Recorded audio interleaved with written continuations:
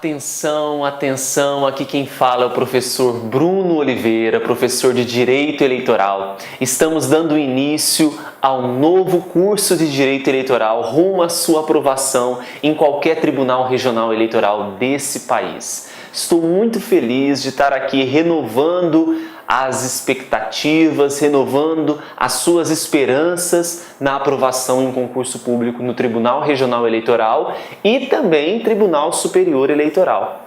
Além de tudo, claro que esse curso de Direito Eleitoral, como ele será um curso completo, ele vai lhe dar preparação para qualquer outro concurso que cobre a disciplina de Direito Eleitoral. Tudo bem? Bem, nós dividiremos a nossa aula em aproximadamente 14, 15 aulas. Daqui a pouco nós vamos percorrer aí todos os temas dessas aulas. Hoje mesmo nós já vamos começar com um tema muito especial, que é um tema que cai em praticamente todas as provas, né, todos os editais dos tribunais regionais eleitorais desse país, ok? Bem, hoje nós vamos falar então a respeito de um tema específico, que são os conceitos, as fontes e os princípios do direito eleitoral. Mas você precisa saber quais serão os temas das nossas aulas, né? Então o que nós vamos trabalhar ao longo de todo esse tempo que ficaremos juntos? Bem, então eu trouxe aqui para vocês a divisão com os temas das nossas aulas.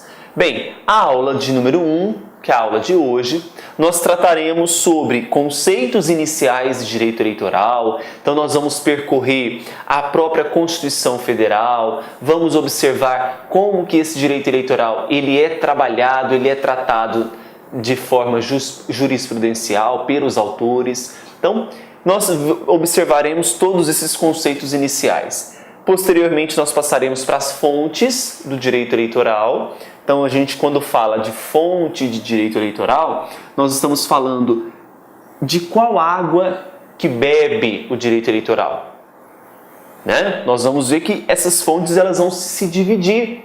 Nós teremos fontes primárias, fontes secundárias, fontes diretas e fontes indiretas, né? Então, tudo isso será trabalhado quando a gente observar sobre fontes do direito eleitoral. E temos também os princípios do direito eleitoral. Princípios do direito eleitoral, aquilo que vai sedimentar, aquilo que vai orientar o direito eleitoral e o estudo dessa disciplina, né? Então esse é o tema da nossa primeira aula. Após a primeira aula, nós na aula de número 2, vamos tratar sobre os sistemas eleitorais. Então nós vamos estudar o que é o sistema majoritário, o que é o sistema proporcional. No sistema proporcional, houve alterações por conta da lei de número 13.165 de 2015? Houve ou não houve, né? Então nós vamos ver aí nos sistemas eleitorais mudanças que a lei de número 13.165 de 2015 trouxe para os sistemas eleitorais. Mas já alerto vocês, todo esse nosso novo curso de Direito Eleitoral, ele está atualizadíssimo com as recentes alterações, tanto da Lei 13.165 de 2015 e quanto também ao entendimento dos tribunais superiores, como o Tribunal Superior Eleitoral, o Supremo Tribunal Federal. Então nós teremos aqui um curso completo, um curso atualizado para você, tá bom? Bem, na aula 3, a gente vai tratar sobre a resolução de número 21.538 de 2003, resolução do TSE, que vai tratar do alistamento, dos processos eleitorais como um todo, né? Na aula 4, a gente vai trabalhar com elegibilidade e inelegibilidade, como que um cidadão pode se tornar um candidato, qual que é a exigência, quais são os requisitos que são necessários para que um candidato seja elegível. Então nós vamos ter que partir para a análise do que está previsto no artigo 14, parágrafo 3º da nossa Constituição Federal. não é? Então, o artigo 14, parágrafo 3º da Constituição, tratará sobre a elegibilidade. Inelegibilidade, aquilo que vai afastar um cidadão da possibilidade de se tornar um candidato. Então, em conjunto aqui, nós vamos trabalhar com a Lei Complementar 64 de 90 e a Lei Complementar 135 de 2010, tá? Na aula 5, a organização da Justiça Eleitoral. Então, aqui nós vamos observar a composição e a competência dos órgãos da Justiça Eleitoral. Aula 6, a Lei dos Partidos Políticos, que é a Lei de número 9.096 de 95. Aula 7, Lei das Eleições, Lei 9.504 de 97, tá? Na aula 8, nós vamos trabalhar com propaganda política e as diversas espécies de propaganda política. E quando eu falo espécies de propaganda, eu estou falando de propaganda de rua, propaganda na imprensa escrita, propaganda na internet, no rádio, na TV, todas essas modalidades, tá? Na aula 9, Sistema Eletrônico de Votação, Apuração e Totalização de Votos. Aula 10, Recursos Eleitorais. Na aula de número 11, sobre crimes. Na aula de número 12, Ações Eleitorais. Aula 13, Garantias Eleitorais.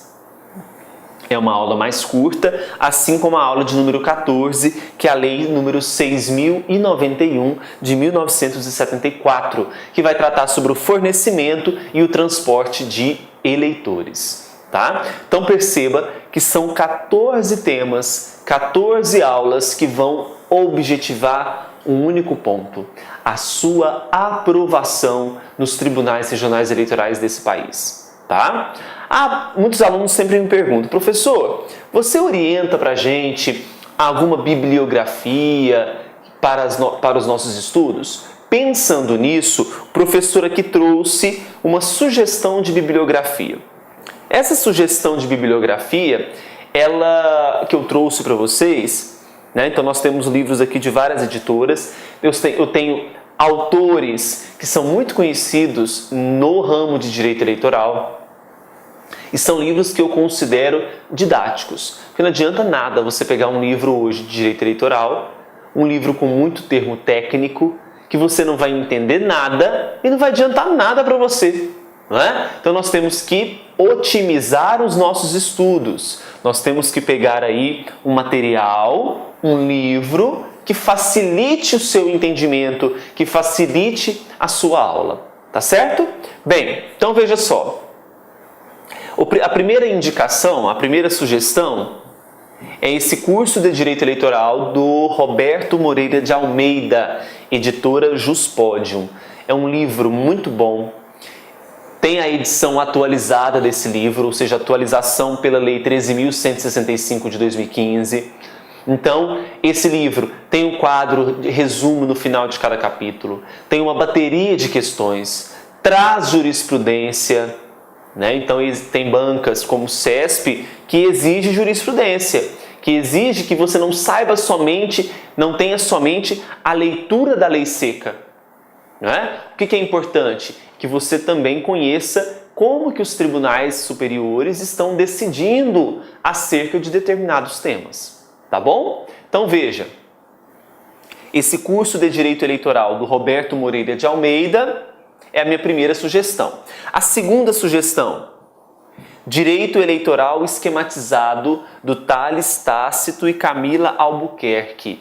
Tem também nova edição no mercado, com base na Lei 13.165 de 2015, que é a última alteração, né? Um livro que traz mais informações e mais detalhes que o livro do Roberto Moreira de Almeida. É um livro mais completo, mas o Roberto Moreira de Almeida, o que o diferencia é que o Roberto Moreira, ele segue praticamente a divisão dos tópicos cobrados nos editais. Já o Direito Eleitoral Esquematizado do Thales Tácito e Camila Albuquerque, ele trata sobre o direito eleitoral, mas não da maneira como está prevista nos editais, a divisão dos editais. Então, esse livro aqui é de complementação ao Roberto Moreira de Almeida. Você vai comprar, a minha indicação é esse do Roberto Moreira, tá? Agora, se você vai querer se especializar, vai fazer uma prova para analista judiciário, analista administrativo, que exige um pouquinho mais de você, a dica é essa. Joel José Cândido, né? Uma sumidade no direito eleitoral. A editora é a Edipro, Direito Eleitoral Brasileiro, né? Ele faz uma análise, um estudo do direito eleitoral como ele merece. Uma análise científica, ele tece comentários acerca de determinados temas. Bacana também que o Thales Tácito e Camila Albuquerque, esse livro que foi a segunda sugestão, também tem comentários pessoais acerca de determinados temas, né? Roberto Moreira, ele se atém mais ao que está na lei e às decisões dos tribunais, não é? Ele não tem essa análise subjetiva dos assuntos que às vezes nos leva a pensar, que é muito bacana. Então essas são as minhas 3 sugestões. No meu canal do YouTube, você pode observar também que eu gravei um vídeo sobre sugestões de bibliografia de direito eleitoral. Basta você ir lá no meu canal do YouTube e procurar esse vídeo, sugestões de bibliografia de direito eleitoral, você vai encontrar esse material, tá? Bem, chegou a hora então de darmos início, o start para a nossa aula de direito eleitoral, nossa preparação para a sua aprovação. Primeiro ponto que nós vamos tratar na aula é o artigo 1º da Constituição Federal. Então, eu gostaria que você pegasse a sua Constituição Federal, né? Fosse lá no artigo 1º, e esse artigo 1º ele vai trazer para nós informações iniciais do direito eleitoral que são importantes nós conceituarmos. Veja só o que diz o artigo 1º da Constituição. Vai falar que a República Federativa do Brasil, aqui eu já tenho 2 informações importantes. Eu tenho que no Brasil nós temos a República. Eu tenho que no Brasil a forma de Estado é a forma federada. Então, quando eu tenho um regime de governo republicano, na verdade uma forma de governo republicano e uma forma de Estado federativa, formada pela união indissolúvel tanto de estados, municípios e Distrito Federal, constitui-se em Estado democrático de direito e tem como fundamentos. Então aqui eu tenho 3 pontos muito importantes para a nossa aula. Primeiro, república. O que é república? República no Brasil é a nossa forma de governo. Bem, então anote aí. República é a nossa forma de governo, que se opõe a uma outra forma de governo, que é a monarquia. Bem, lá na monarquia, o poder ele passa por sangue hereditário, não é? Então nós temos reis, temos rainhas. Já na forma de governo republicana, não. O poder, aquele que vai nos representar, ele é escolhido pelo povo. Então o poder, pelo menos em tese, teoricamente, está nas mãos do povo, não é? Então veja, nessa forma republicana, que é característica do nosso país, nós temos também a chamada forma de Estado. Bem, 2 formas de Estado se destacam no mundo. Eu tenho a forma de Estado federada, ou Estado federado, que é esse que nós vivemos, onde nós não temos um poder central, um poder centralizado, nós temos um poder que é descentralizado. Esse poder descentralizado, cada estado do nosso Brasil, nós temos um representante, um governador, que vai tomar conta daquele estado, não é? Esse governador ele tem autonomia naquele estado. Então, nosso estado ele é federado por conta dessa descentralização. Então, anote aí, a característica desse estado federado é a descentralização do poder, obviamente. Ok? Bem, então veja, além da forma de governo, que é a forma republicana, nós temos então a forma de Estado federativa. Do outro lado da moeda, os estados que não são federados, os estados são unitários, não é? Então eu tenho um estado que é federado e eu tenho um estado que é unitário. Esse estado que é unitário, como por exemplo nós temos o estado do Uruguai. Eu tenho um poder central, eu não tenho federações, eu não tenho uma divisão em estados naquele país. Então o contrário do estado federado é o estado unitário. Por outro lado, nós temos ainda o estado democrático. Então veja, olha o finalzinho do artigo 1º. Constitui-se em estado democrático de direito. Bem, o que é marca da democracia? Democracia, se a gente for traduzir, significa poder nas mãos do povo. Então, poder do povo. E é basicamente isso. Quanto mais um país é democrático nas suas decisões, mais evoluído, pelo menos em tese, ele é. Porque as decisões não estão nas mãos de uma pessoa. Não é um poder autocrático, não é um poder autoritário, como já vivemos no Brasil. Mas o poder está nas mãos do povo, daquele que realmente escolheu os representantes que estão ali naquele poder, não é? Então, no Brasil nós temos a forma de governo republicana, a forma de Estado federativa e o sistema de governo democrático. Né? No caso aqui, nós temos a forma de Estado federativa, a forma de governo republicana e o regime de governo que é o democrático. Até porque a forma de governo que nós vamos trabalhar agora, que é o nosso próximo tópico, a forma de governo no Brasil e quando a gente fala forma de governo, que é a república, regime de governo, que é democracia, que se opõe ao sistema autocrático, onde as mãos se concentram nas mãos de uma pessoa, só o poder se concentra nas mãos de uma pessoa, nós temos o sistema de governo, que é o presidencialismo. Então, olha só, sistema de governo, sistema de governo, presidencialismo. Presidencialismo que se opõe ao parlamentarismo. O presidencialismo, eu tenho uma única pessoa, que é o presidente, que concentra nele mesmo o poder de chefe de Estado e de chefe de governo. O chefe de Estado é aquela relação para fora, é aquela relação com o exterior.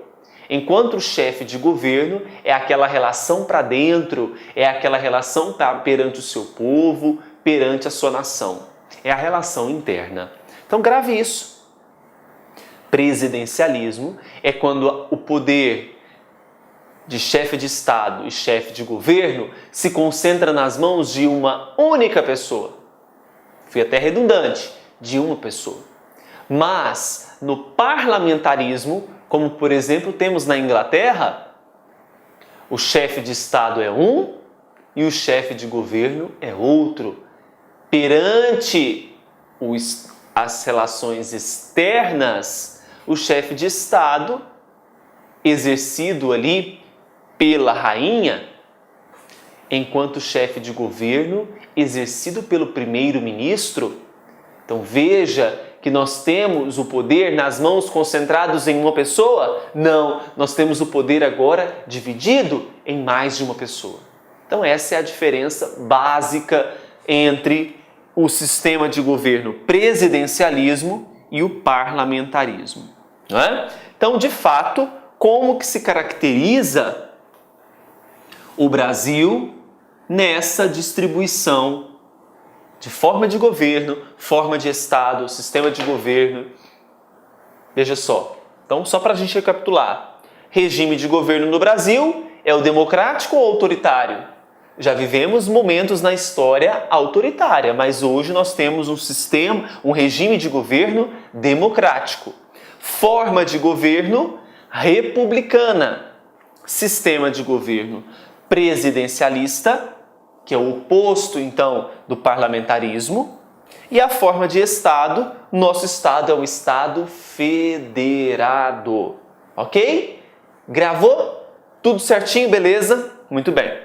Mas vamos voltar lá no artigo 1º, porque nós não terminamos, né? Nós temos que vir aqui observar agora quais são os fundamentos, então, dessa República Federativa do Brasil. Então, nós temos como fundamentos a soberania. A República Federativa do Brasil é a única que é soberana. Os estados, por exemplo, eles não são soberanos. Os estados, eles são autônomos. Então, grave isso, porque isso, para a sua prova de direito constitucional, será de muita importância esse entendimento. Bem, um outro fundamento é a cidadania, que mais para frente nós vamos diferenciar que ser cidadão é diferente de ser nacional. Será que todo nacional é um cidadão? Será que todo cidadão é um nacional? Esse probleminha que parece questão de lógica, de raciocínio lógico, nós vamos ver que tem uma breve diferença entre ser nacional e ser cidadão e que você não vai mais cair em questão que cobrar esse assunto, tá? Um outro fundamento, além da soberania, além da cidadania, é a dignidade da pessoa humana. Para explicar o que é dignidade, nós levaríamos muito tempo. Eu tenho uma amiga que estuda dignidade, já tem 3, 4 anos. Hoje ela está em Harvard, participando de um intercâmbio e estudando, claro, a questão da dignidade. Então, para falar de dignidade aqui, eu com certeza cometeria muita gafe, né? Principalmente se a minha amiga assistisse esse vídeo. Até porque falar de dignidade exige muito, né? O que é dignidade da pessoa humana? A gente entende que dignidade da pessoa humana refere-se aos direitos, aos deveres, ao respeito, à adequação daquela pessoa ao meio em que vive de uma maneira bacana, né? Então, assim, eu estou passando um conceito bem simplório do que é a dignidade da pessoa humana. O que você precisa saber é que a dignidade da pessoa humana é sim um fundamento desta república, né? Aí o inciso 4 ele traz ainda os valores sociais do trabalho e da livre iniciativa e, por fim, o pluralismo político. Eu grifei, que você pode até perceber, que eu grifei cidadania e grifei pluralismo político. Por que eu fiz isso? Porque são aqueles conceitos que se ligarão ao nosso curso de Direito Eleitoral. Durante muito tempo, durante muitos momentos, nós falaremos o que é ser cidadão. Durante muitos momentos, nós falaremos do que é pluralismo político. E aqui, quando eu falo pluralismo político, pluralismo vem de plural, vem de mais, de muito. Político, pluralismo político, o que significa?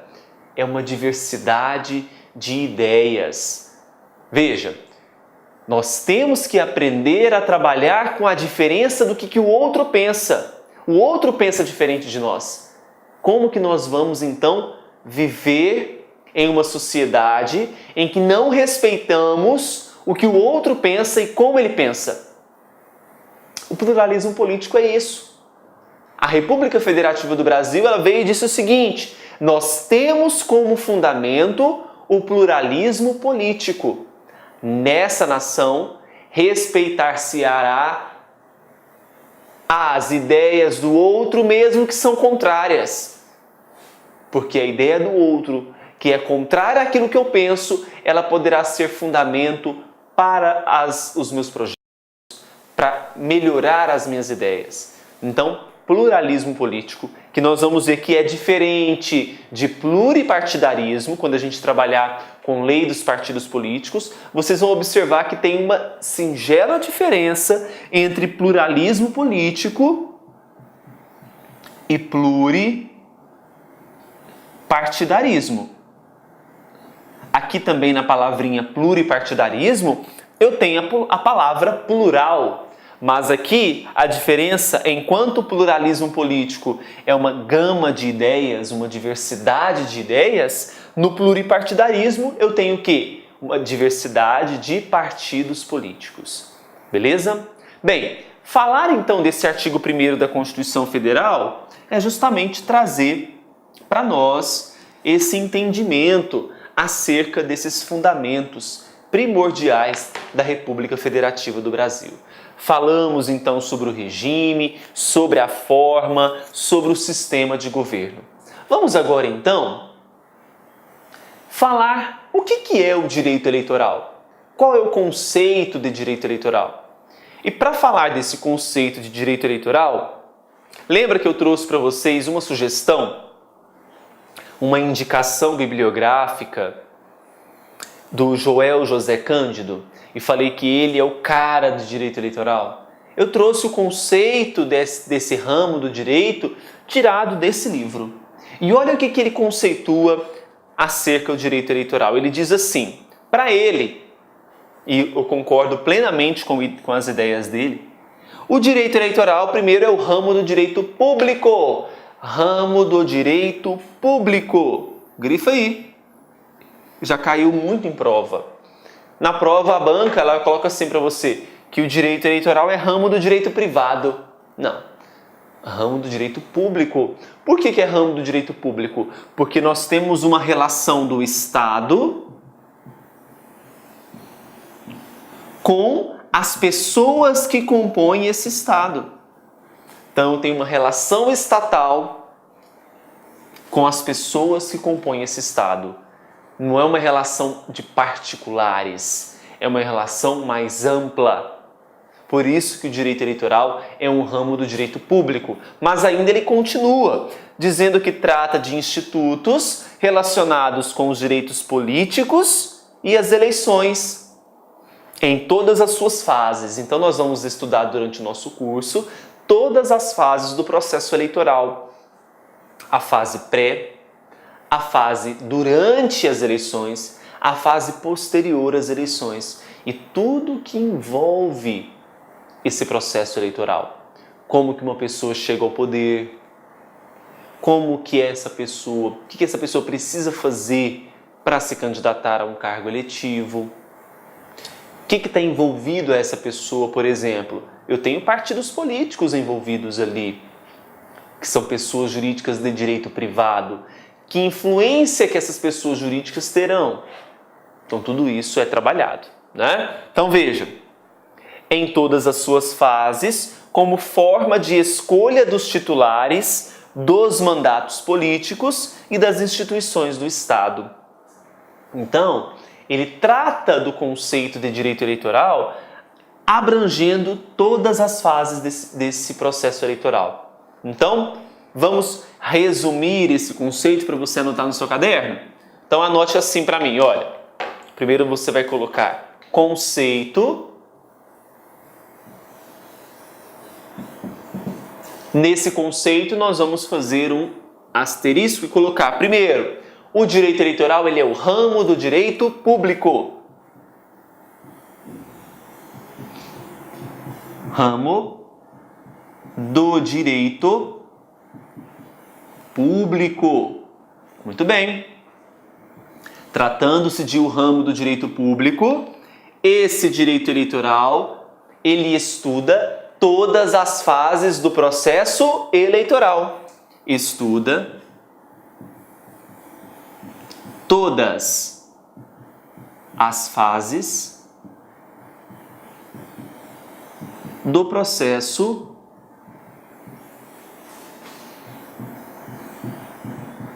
eleitoral. Então, estuda então todas as fases do processo eleitoral. Fases, que fases do processo eleitoral são essas? As fases anterior, então antes, durante e após as eleições. Antes, durante e após as eleições. Um outro importante conceito que eu faço questão de trazer isso para vocês é acerca do que nós falamos de autonomia desse ramo do direito. Então, o direito eleitoral, ele tem uma autonomia científica. Então, como ciência, hoje nós temos estudiosos só de direito eleitoral. Por exemplo, eu, professor Bruno, eu não apenas leciono essa disciplina, eu pesquiso sobre essa disciplina, eu produzo artigos acerca do direito eleitoral. Eu tenho uma relação, então, de cientista de direito eleitoral. Veja, então, que o direito eleitoral ele tem essa autonomia científica e ele adquiriu essa autonomia com o tempo. Não foi algo fácil, algo tranquilo, né? Autonomia científica, didática. Como assim didática? Para quem faz direito, nas universidades, muitas vezes, tem na grade horária a disciplina Direito Eleitoral. Em algumas universidades, nós temos uma obrigatoriedade da presença dessa disciplina, enquanto que outras não é obrigatório, né? Enquanto que outras não é obrigatório, essa matéria se torna facultativa nas universidades. Então, veja só, quando eu falo do conceito ramo do direito público, estuda todas as fases do processo eleitoral, antes, durante e após as eleições, tem autonomia, então, científica e autonomia didática, ok? Então, nós temos, então, essas autonomias importantes a serem estudadas aí nesse conceito de direito eleitoral. Bem, visto isso, podemos prosseguir aos nossos estudos. E quando eu falo prosseguir, nós vamos tratar agora de quem que é competência de legislar sobre direito eleitoral. Para isso, mais uma vez, você vai pegar a sua Constituição Federal. Pegou aí? Pega a sua Constituição. Vai para mim lá no artigo de número 22 da Constituição, inciso 1º. Façamos a leitura desse artigo 22. Veja. Compete privativamente à União. A União, privativamente. Então, é competência privativa da União legislar sobre. Vamos diferenciar aqui o que é uma competência privativa e o que é uma competência exclusiva. Bem, então anote aí. Na competência privativa, é possível a delegação. Então, na competência privativa, é possível a delegação. Como assim, professor? Como assim? Vamos lá. Significa dizer que a União, ela privativamente legislará sobre algumas matérias. Nós vamos ver quais são aqui e aonde o direito eleitoral se encaixa, né? Mas que essa União, ela pode delegar certos pontos de legislar determinadas matérias, pontos específicos, para os estados, né? Então, veja, eu estou falando aqui da possibilidade de delegação para os estados. Eu não estou falando de possibilidade de delegação para os municípios. Muito cuidado, tá? Então, compete privativamente à União legislar sobre. Inciso 1º, direito civil, comercial, penal, processual, eleitoral. Olha, é competência do direito da União legislar privativamente acerca da matéria eleitoral. Olha que bacana! E isso já foi matéria de prova, mais caindo em provas de direito constitucional do que eleitoral, tá? Então veja, falou de direito eleitoral, a competência é privativa da União. Ah, professor, mas prova para mim que é possível delegação de matéria de eleitoral para os estados. Eu não vi nenhuma lei estadual sobre direito eleitoral. Concordo com você. Por isso que eu disse, quando eu falo competência privativa, eu não delego tudo. Você não vai encontrar leis estaduais de direito eleitoral. O que você vai encontrar é pedaços da possibilidade dos estados, por exemplo, realizarem plebiscitos.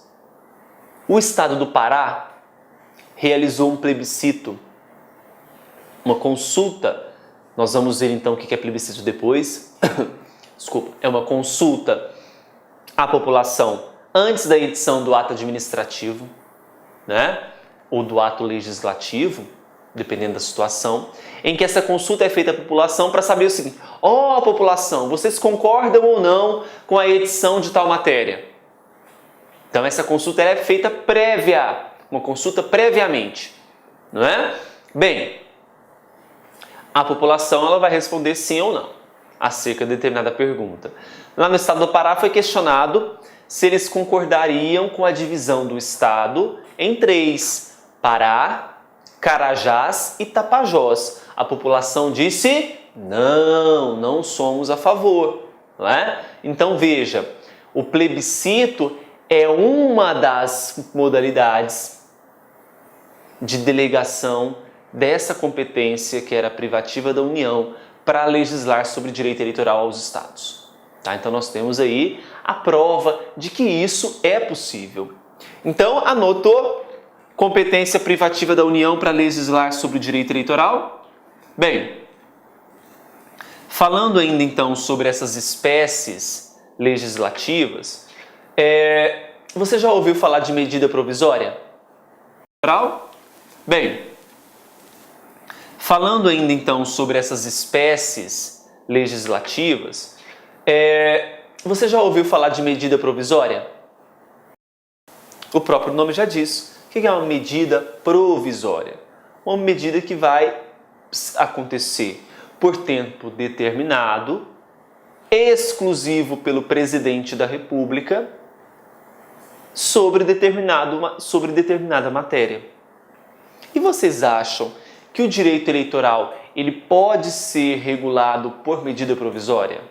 Pensa, estou falando de direito eleitoral, um ramo do direito público, responsável pelas etapas do processo eleitoral, como afirmou o Joel José Cândido. Você acha que poderá ser editado por medida provisória por tempo determinado? Não, não poderá. Direito eleitoral, direitos políticos não serão matéria de medida provisória nem lei delegada. Então, é o que eu trago para vocês no nosso próximo material. Veja, direitos políticos e direito eleitoral são matérias que não podem ser objeto de medida provisória ou de lei delegada.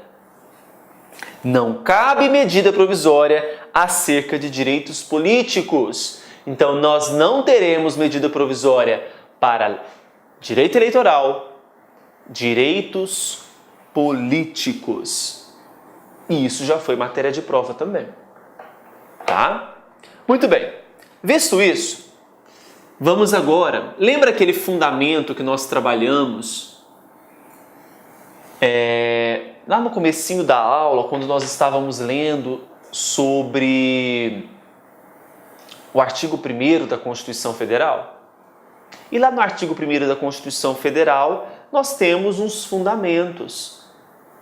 Um dos fundamentos era a cidadania. Aí eu falei assim, olha gente, cuidado, não confundam cidadania com nacionalidade.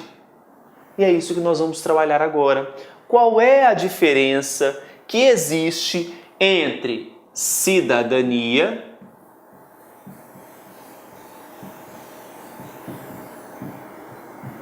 e nacional. Cidadania e nacionalidade.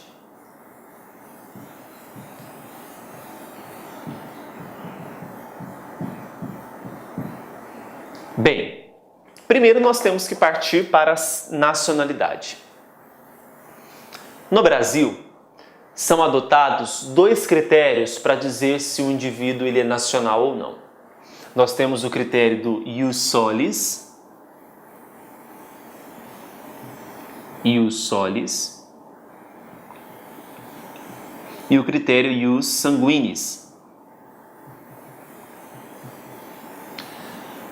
Muito tranquilo que você vai entender que diferença é essa. Quando eu falo ius solis, eu quero dizer o seguinte: será nacional aquele que nascer no território brasileiro, nascer no solo brasileiro, nascer no território. Então, isso é ser nacional. Por outro lado, no critério ius sanguinis, será nacional aquele que for filho de sangue, seja de pai ou mãe brasileira. Então aqui o critério é o sangue. E onde que nós vamos encontrar na Constituição Federal acerca da nacionalidade? É só você ir lá no artigo de número 12 da Constituição Federal. Esse artigo de número 12, ele tratará, portanto, sobre o que é ser nacional para a nossa Constituição. E o professor de Direito Constitucional, ele vai dar um enfoque maior nesse estudo, tá? Não é o objetivo desta aula aprofundar aí o que é ser ou não nacional, né? Eu trouxe aqui para vocês alguns pontos. Então, desde o momento que você nasce, você concorda comigo que, seja pelo critério ius solis, seja pelo critério ius sanguinis, você é um nacional. Agora, eu não posso dizer, portanto, que a partir do momento do nascimento você já é considerado um cidadão. Não, porque a cidadania está relacionada à aquisição dos direitos políticos, a possibilidade de votar, a possibilidade de ser votado, né? A partir do momento que você completa, por exemplo, 16 anos, já é possível você se alistar eleitoralmente. Você já pode se direcionar a um cartório eleitoral e nesse cartório eleitoral você desejará aí fazer o seu título de eleitor. A partir do momento que você recebe esse título, você já é consecutivamente um cidadão. Então a cidadania está relacionada à aquisição de direitos políticos. Cidadania relacionada, então, à aquisição de direitos políticos. Bem, quando eu falo de aquisição de direitos políticos, nós temos que dizer o seguinte: essa cidadania, ela está relacionada também ao alistamento eleitoral. A partir do momento, então, que o indivíduo ele vai para um cartório eleitoral, deseja adquirir o seu título de eleitor, em mãos desse título, eu já posso dizer, sim, ele é um cidadão. Porque agora ele pode escolher os representantes, ele pode dizer o seguinte: eu quero esse, não quero esse. Então, deu-se a liberdade para esse cidadão, para esse indivíduo, para esse nacional, agora ter o título de cidadão. Bem, Dallaire, ele traz o conceito para nós de cidadania, e eu fiz questão de trazer esse conceito para a nossa aula, né? Então, vamos fazer a leitura desse conceito do Dallaire e você vai grifar algumas expressões que eu achar interessante, tá? Veja. A cidadania, ela expressa um conjunto de direitos que dá à pessoa a possibilidade de participar ativamente da vida e do governo de seu povo. Quem não tem cidadania está marginalizado ou excluído da vida social e da tomada de decisões, ficando numa posição de inferioridade dentro do grupo social. Então, olha, eu estou aqui com a cidadania expressando a capacidade máxima desse indivíduo participar da vida social, participar da vida e do governo do seu povo. Claro, porque imagina só, um indivíduo que não é capaz, que não pode mudar o seu próprio destino. E quando eu falo mudar o seu próprio destino, eu estou falando de um destino muito mais amplo, que é um destino da sua sociedade. E a partir do momento que eu posso escolher os meus representantes, que eu posso votar naquele indivíduo que eu acho melhor, que vai me representar melhor naquela sociedade, isso é muito bacana, não é? Bem, então, muito cuidado. A cidadania, ela se difere de ser nacional. Então vamos à máxima, que é aquilo que eu havia dito para vocês anteriormente. Todo cidadão é um nacional. Todo cidadão é um nacional. Mas nem todo nacional é um cidadão. Claro. Você nasceu, você já é um cidadão? Não. Você só vai adquirir a cidadania a partir do momento que você se alistar eleitoralmente perante o cartório eleitoral. Isso vai ocorrer quando? Segundo a Constituição Federal, e nós vamos trabalhar com isso, que o alistamento eleitoral ele é possível facultativamente para os maiores de 16 e menores de 18 anos, para os analfabetos, recepcionado assim pela Constituição Federal, e para os maiores de 70 anos, né? Então, a partir da idade, 16 anos, é que você, em tese, será considerado um cidadão. Então, a partir do momento que você adquire esse poder para poder escolher os seus representantes. Tá certo? Entenderam a questão da cidadania? Bem, então falado então sobre a cidadania, o próximo fundamento é o pluralismo político, e nós já falamos disso. O pluralismo político, ele se relaciona à diversidade de ideias. Diversidade de ideias e diversidade de opiniões. Quanto mais opiniões eu tiver acerca do mesmo assunto, mais rico aquele assunto ele será construído, né? Isso tem que ser marca de toda a democracia.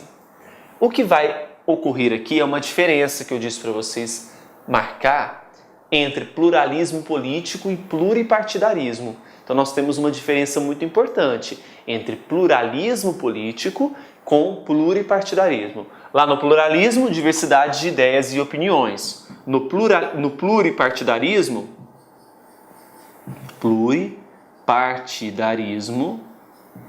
então eu tenho uma diversidade de partidos políticos.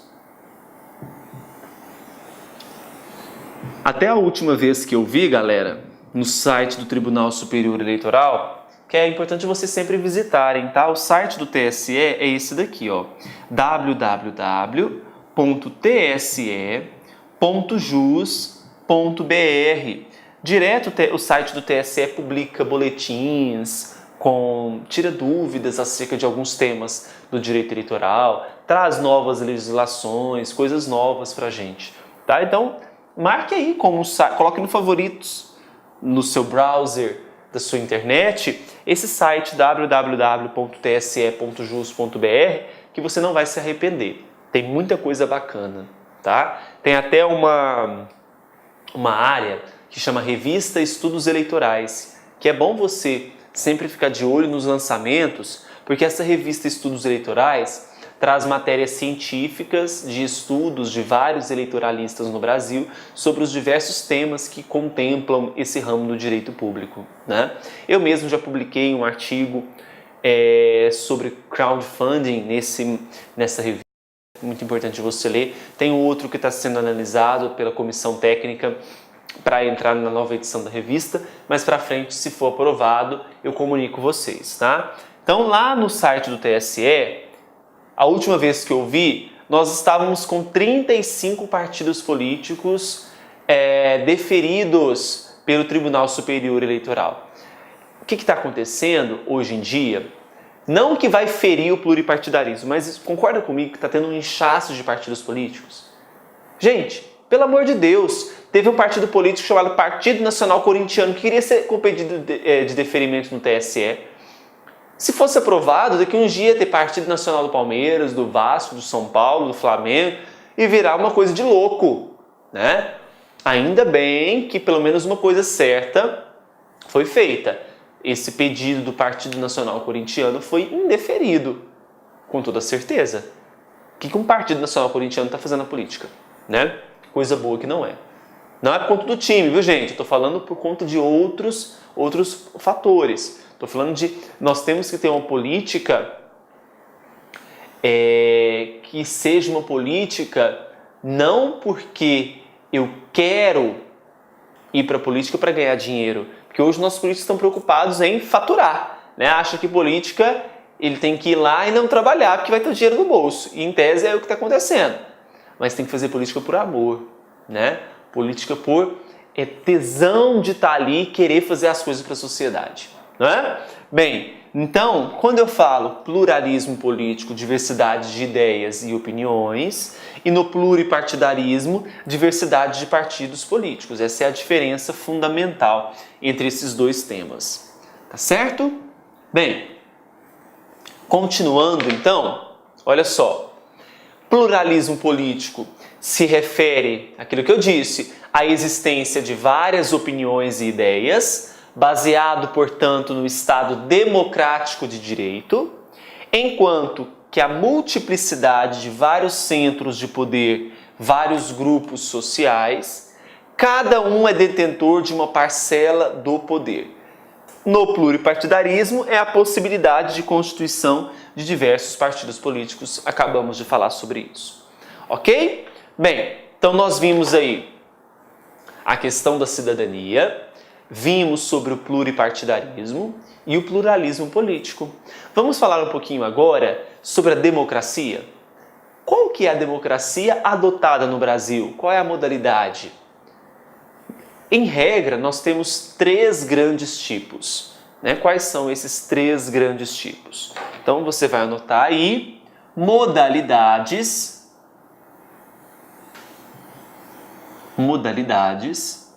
de democracia. Modalidades de democracia. Eu tenho a chamada democracia direta. Eu tenho a chamada democracia indireta. E a que é adotada no nosso Brasil, que é a democracia semidireta.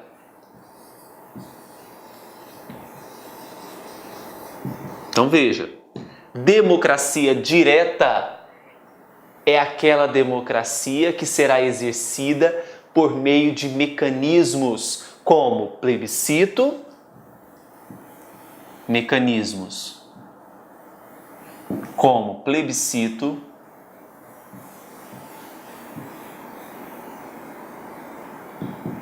referendo e iniciativa popular. Plebiscito, referendo e iniciativa popular.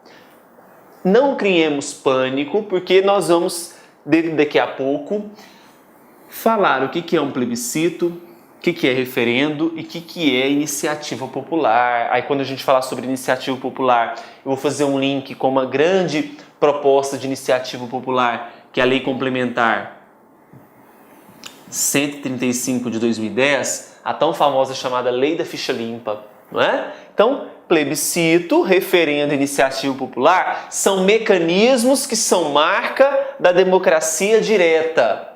Agora, quando o cidadão ele exerce o voto, exercerá a escolha de um representante através do voto, nós temos então aqui a chamada democracia indireta. Diretamente a gente fala porque é o povo que diretamente vai escolher, vai definir, vai aceitar, vai acatar determinado ato legislativo ou ato administrativo, vai concordar, vai negar. É o povo que vai fazer isso de forma direta. Na indireta, veja, eu exerço um voto, o poder, quem vai exercer é uma outra pessoa, é um representante. Representante.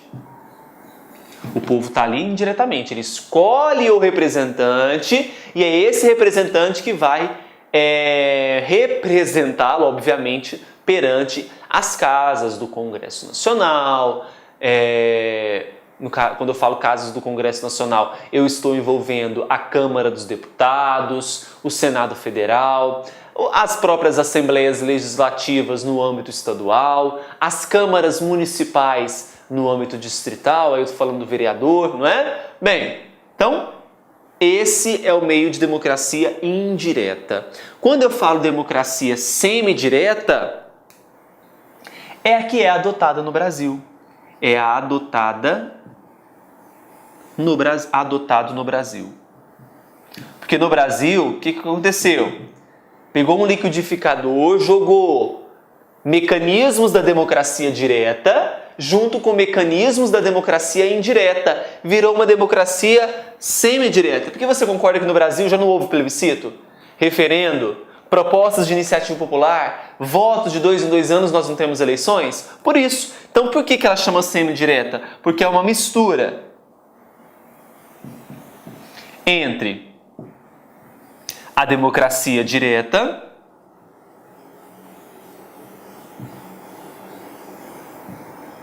e a democracia indireta. Então nós temos aí a mistura entre a democracia direta e a democracia indireta. Tá certo? Entenderam essas diferenças? Entenderam então o que é democracia direta, o que é democracia indireta e qual que é adotado no Brasil? Não vão errar mais na prova. Qual que é então adotado no Brasil? Quero ouvir. Democracia semidireta. Então vamos aqui apagar. Isso aqui tudo está no material de vocês, viu, gente? É mais importante vocês acompanharem aqui e anote aquilo que às vezes eu não coloquei no material. Tá bom? Para a gente não perder tempo. Então, os tipos de democracia estão aí. Bem, o que nós vamos fazer a partir de agora? Nós vamos decifrar esses mecanismos de democracia direta, começando pelo chamado plebiscito. Democracia direta, então, exercida pelo plebiscito. O que é um plebiscito? Plebiscito é uma consulta que é feita previamente aos cidadãos acerca de alguma matéria, né? Então, eu tenho ou um ato administrativo ou um ato legislativo e eu quero saber dos cidadãos. Vocês estão de acordo de que nós, Poder Legislativo, por exemplo, façamos uma lei sobre determinado assunto? Então, veja que a lei ela não foi ainda produzida. Eu quero saber o que a população acha disso. Então, quando é feita uma consulta prévia, anterior à edição do ato legislativo, à edição do ato administrativo, nós temos o chamado plebiscito. E o professor de constitucional vai explicar isso para vocês melhor. Agora, se eu faço uma consulta à população após a edição do ato administrativo ou legislativo, e a população, os cidadãos, vão apenas acatar ou rejeitar aquela proposta, então veja que já houve a edição do ato administrativo ou administrativo. E agora eu quero saber se a população vai confirmar ou negar aquele ato. No plebiscito é antes da edição e no referendo é uma consulta feita posteriormente ao ato legislativo ou administrativo, no qual o povo vai tomar duas decisões. Uma decisão de duas. Ele vai ratificar, vai confirmar. Então, ratificar é diferente de retificar. Retificar é corrigir. Ratificar é confirmar. Ou rejeitar aquele ato legislativo ou ato administrativo. Tá certo? Então, a gente viu a diferença existente entre plebiscito e vimos a diferença do referendo. Né? Então, quando a gente falou sobre o plebiscito, nós vimos que o plebiscito é uma consulta feita previamente ao ato legislativo e ao ato administrativo. Então, de forma esquemática, então imagine que um ato legislativo ou administrativo. Então, ato legislativo, administrativo. A consulta que for feita previamente à edição de um ato legislativo ou administrativo, essa consulta feita previamente a essa edição do ato legislativo e ato administrativo, ela é chamada plebiscito. Então, aqui nós temos uma consulta prévia, uma consulta anterior a esse ato.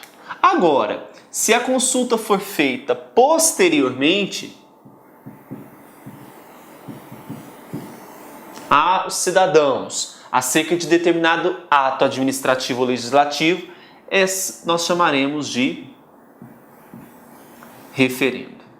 Então, esquematicamente, é assim que funciona esses mecanismos de democracia direta, tá? Bem, visto isso, nós temos que falar ainda de um outro mecanismo no exercício dessa democracia, que é o chamado iniciativa popular.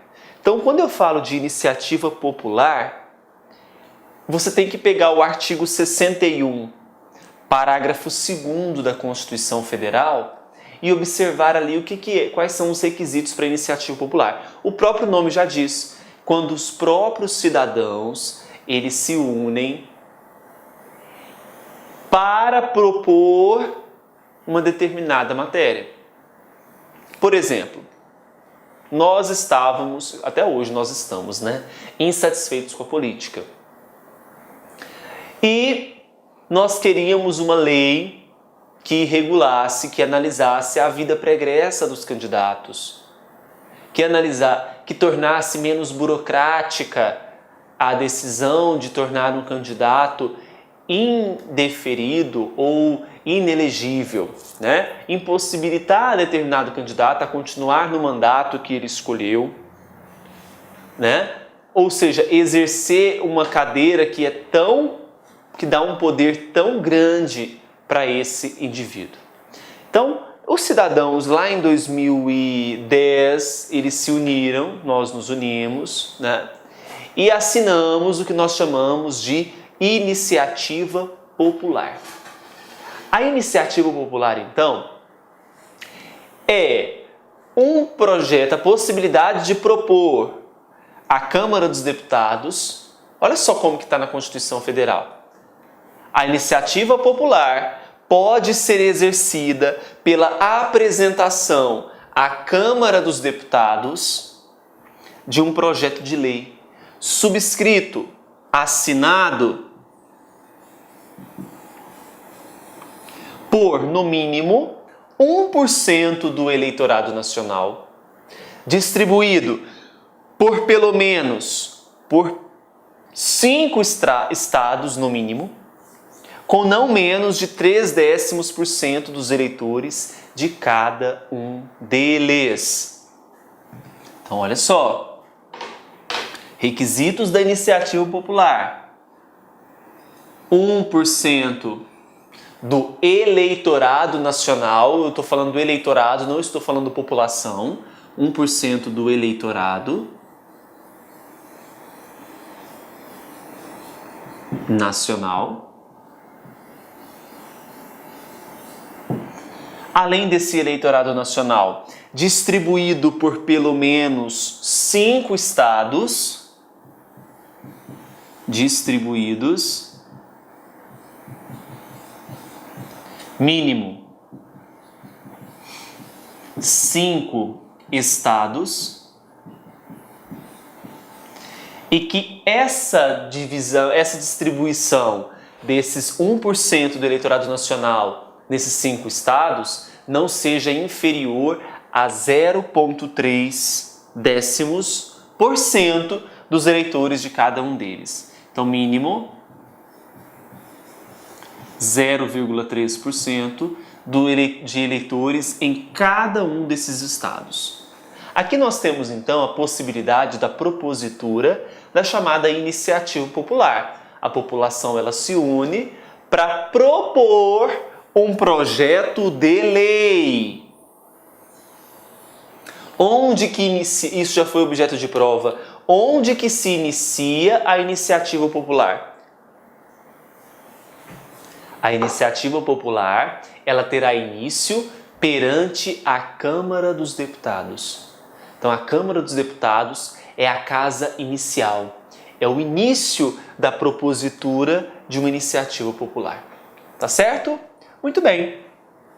Visto isso, vimos então todos os mecanismos de democracia direta importantes para a sua prova, que é o que mais cai: plebiscito, referendo e iniciativa popular.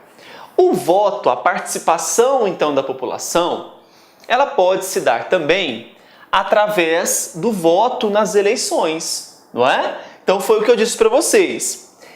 Diretamente pelo plebiscito, pelo referendo e pela iniciativa popular.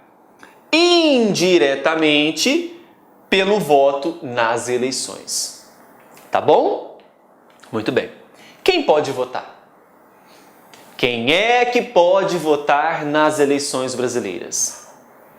Eu havia dito para vocês, quando nós estávamos tratando da diferença entre ser cidadão e nacional, aí eu falei que ser cidadão, a partir do momento que aquele indivíduo ele iria perante o cartório eleitoral, ele se alistava eleitoralmente, aí eu disse que facultativamente, de maneira então facultativa,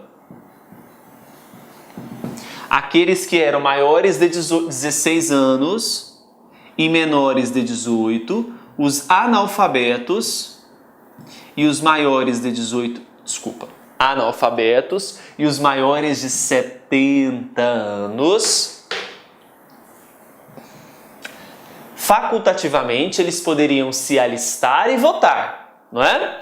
E de forma obrigatória, nós temos aquele grupo de pessoas que ficarão entre os maiores de 18 anos e os menores de 70 anos. Então, maiores de 18, menores de 70 anos, obrigatoriamente votam nas eleições. E esse voto é o exercício indireto, porque eu escolho um representante para tomar decisões ao meu favor, né? Muito bem. Então, diretamente, plebiscito, referendo e iniciativa popular. Dúvidas por enquanto? Nenhuma? Podemos então dar continuidade? Bem, dando continuidade, nós vamos agora passar, já tratamos então dos principais conceitos, né? Fomos um pouco na própria Constituição Federal, agora nós vamos passar para as fontes do direito eleitoral. Fontes do direito eleitoral. Ou seja, onde que o direito eleitoral bebe? De quais fontes? Onde está presente o direito eleitoral? Para isso, a gente precisa entender o seguinte. existe uma fonte? Então, o tema agora da nossa aula, fontes. Existe uma fonte que é a mãe. Dela vai originar toda e qualquer outra legislação eleitoral. Qual será a chamada fonte primária do direito eleitoral? Fonte primária, cuidado. Eu posso falar que fonte primária é fonte direta, daqui a pouco nós vamos ver isso. O que eu quero saber de você é o seguinte, se você sabe me dizer qual é a fonte mãe do direito eleitoral e que dela dá origem a todas as outras legislações. Qual é, então, a chamada fonte primária? Claro que a fonte primária é a Constituição Federal. Então, a Constituição Federal de 88 é a nossa fonte primária. Porque dela, vocês concordam comigo, que vai dar origem a todas as demais fontes? Claro que sim, não é? Então, eu tenho aqui a fonte primária, a nossa Constituição Federal de 88. Além disso, eu posso dividir as fontes em fontes diretas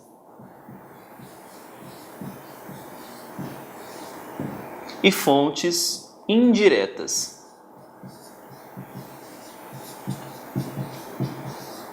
Presta atenção, não olhe ainda para o material de vocês, porque tem um quadrinho lá que eu fiz esquematizando aí essas fontes, tá? Quando eu falo fonte direta, é aquela fonte que trata de matéria eleitoral por natureza. Nasceu para tratar matéria de direito eleitoral. Esse é o conceito.